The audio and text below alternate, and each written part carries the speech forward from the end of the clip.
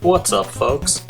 Love runs wild throughout the month of February here at Radical Retro Turtle Toy Talk, especially today, which is Valentine's Day.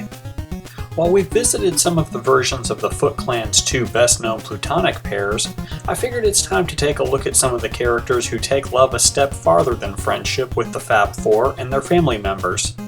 This week, we'll spend some time with a gorgeous gal whose heart goes out to a certain one of the guys in green. Meet Mona Lisa.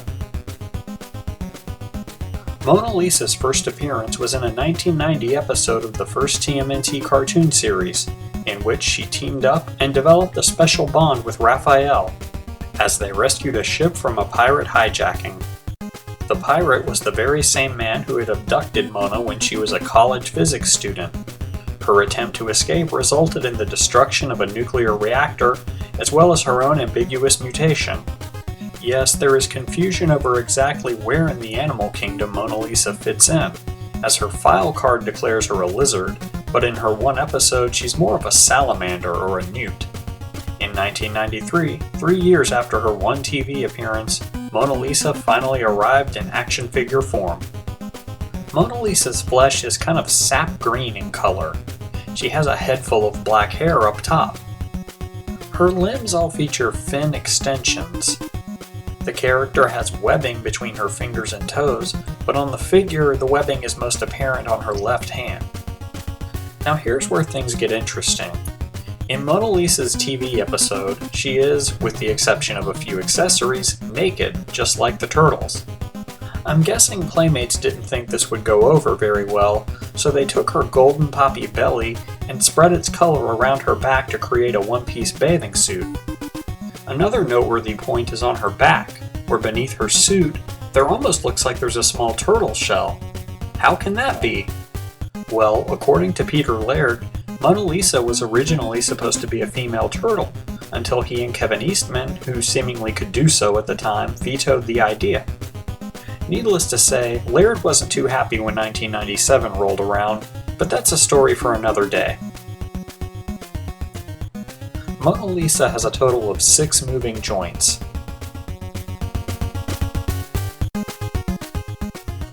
For what she lacks in articulation, she makes up for in flexibility, as her arms, legs, and tail are all made of a softer plastic than her torso and head. And man, is that tail ever handy. Thanks to its length, she is one of the easiest characters to stand upright in the entire series.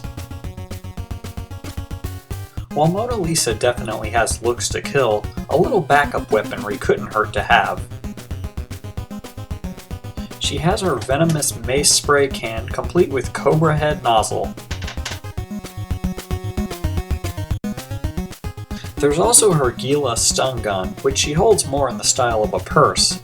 Maybe it's an element of surprise thing. Her ninja nail file Sai is a weapon we've actually seen before, as it came with April the Ravishing Reporter, but of course Mona Lisa is going to want to wield a reminder of her reptilian Romeo. Finally, there's the Blowfish Mace, which is exactly what the name implies, a fully inflated fugu attached to a chain and stick. Now that you've gotten to know Mona Lisa a little better, what do you think? Are you feeling anything? Or is she just not your type? However you feel, why not head over to www.radicalretro.com, join the forums, and let us know. Radical Retro Turtle Toy Talk is one of many video, audio, and written series to call Pop Culture Network their home. Not only does Pop Culture Network have tons of stuff up covering toys, comics, TV and film, wrestling, and more, but it also has its very own store where you can pick up some of the very items being talked about.